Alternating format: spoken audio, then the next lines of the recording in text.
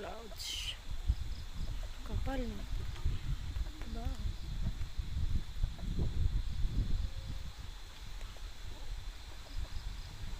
Lakas yung hangin.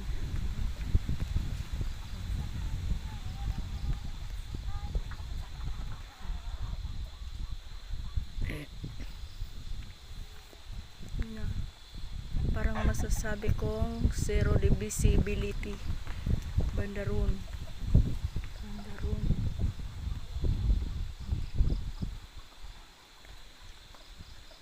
Sarap tumira sa bundok, no? Libre yung Sea of Clouds, so di na kailangan mamasahe. Akyat ko dun sa tuktok ng puno.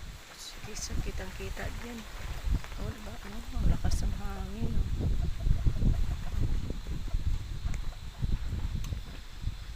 Sa bandaron, makapal din yan sa baba, kaya lang makapal din ang puno.